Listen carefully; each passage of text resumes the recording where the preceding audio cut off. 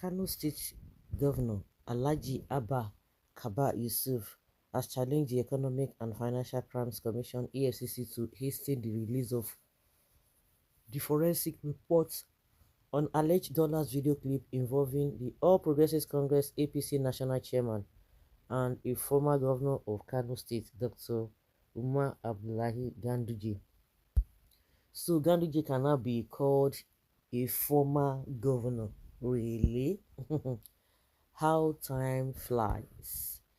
Governor Yusuf insisted that the release of the forensic reports will finally silence Ganduje. Wow, somebody was saying that it is this man that is behind this whole thing, Kwakwansu. Mm.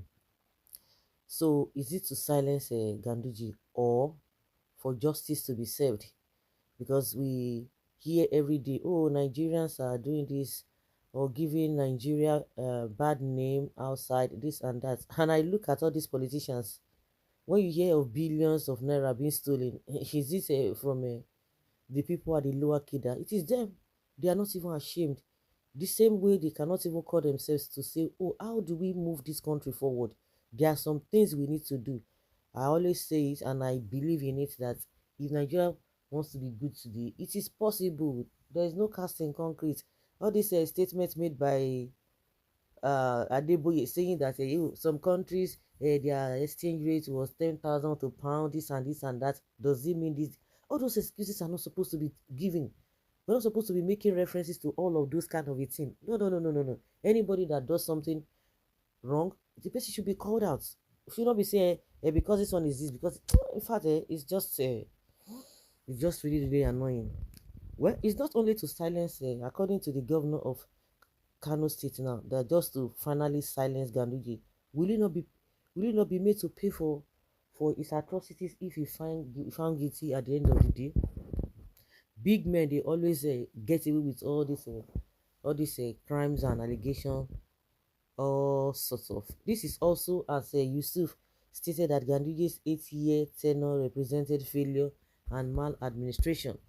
Well, it is relative if you want to speak in that manner, because one thing I believe with all these politicians is that they cherry pick, what they want to do. The same Erufai that was condemning Goodluck Jonathan about the borrowing of money, borrowing the future of Nigerians. So what now happened? They said they borrow money, there is debt on the ground.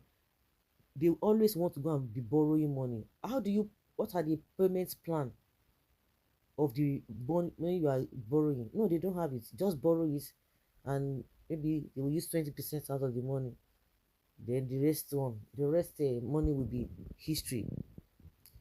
Governor Yusuf, in a statement issued by his spokesperson Sanusi Baturi Dawakin Tofa and made available to journalists on Sunday, alleged that Ganduje shamelessly spoke about non-existent failure in the present Kano State government instead of facing the nemesis of corruption and political violence hanging around his neck. Our 8 months in office has remarkably outweighed Ganduje's 8 wasted years of political caricature and maladministration by all standards, Governor Yusuf stated.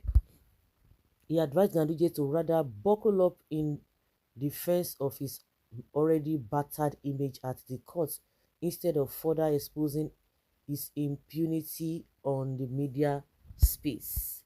He alleged that Ganduje's penchant for corruption and brought shame and disgrace to the good people of Kano, inciting that no amount of media campaign would hinder the process of bringing him, Ganduje, to book on the glaring cases of corruption filed against him.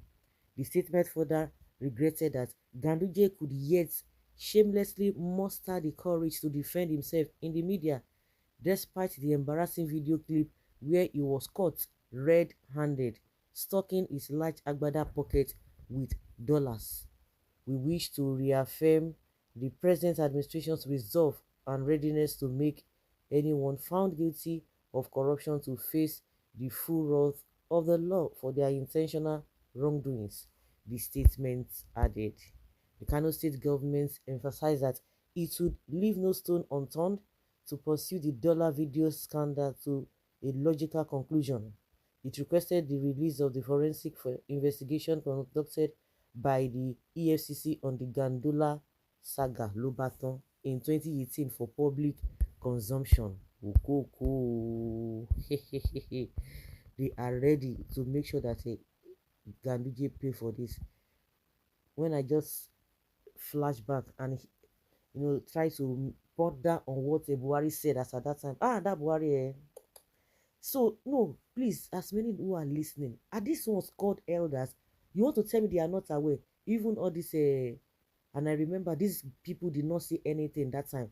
This governor of Kano State, all of them, I don't even know the particular party they were, because when this kind of a thing happens, because I believe that this Abba, this the current governor of the state, they should be one of the elder statesmen in the state. Did they say anything? All of them kept quiet. Like I always make reference to governor of Edo State, Governor Baseki, who happened to be a member of APC as at that time. All of them kept quiet. You want to tell me that if Oshomole was in another party, not APC, you think Oshomole will not talk about this matter? Talk. It's very, very outspoken. He will say this matter that even you would think that Oshomole is even a judge, because they know the truth, but they all kept quiet. And then even the atrocities of Tinubu, they know it. Everybody is looking the other way. Even this Abba Yusuf, did he say anything? No, they didn't say anything. They were doing everything possible to make sure that the case died down. And Buhari came out and said, oh, that he was shocked. That what kind of how did they make that video? That how come that video came about? He didn't believe in that video. He believed that that video was doctored. All of them, they know the truth. They know the truth. And these are the people that will not be parading themselves as elder statesmen, as elders that needed to be respected. No, you won't expect me or expect younger ones just to talk, to just be saying rankadede and we respect you. Dobale abi tẹ̀mí they can kọjá, be prostrating and all of that. Don't say anything. No, it is a sign of this thing, disrespect if you talk to an elder, or if you even talk, not that you're even insulting them, but they don't want you to talk about it. If you say anything about it, oh, you are disrespectful. And all of them will gather and they will say Ganduje is the national chairman of the party. All of them. Is it Tinubu that's a carry bullion van? Didn't we know? All the allegations levied against him. Did anybody say anything? And that was the reason why Tinubu himself was running for debate. He was running for, interview. Independent interview. He was running all through. And they were, it's just unfortunate. Like all this Keyamuna, they are so happy. They are now public figure.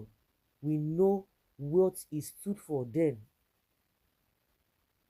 Like, I'm telling you now, all of them, even the governor that is trying to say, oh, they want to fight corruption, this and that, where were they? Did we hear their voice? I don't even know the particular party he belonged to, this governor of this, as at then. What party did he say anything? No, all of them kept quiet. Even the opposition in that party, in that state, that time, did they come out strongly? And some people say, oh, maybe they must have spoken. Do you know, at the end of the day, is he not the judge? And he was having, he was under immunity. Immunity covered him. So now that he does not have immunity now, you will now begin to hear whatever from above. I think they were all jubilating that this man with Tinubu, all of them, that they had an agreement and all of those cock and bull stories. They all had an agreement that they will not, nobody is going to go after anybody. You see there? You see? You see their life? No, you see their life. So guys, let's hear your opinion and have your take on this matter.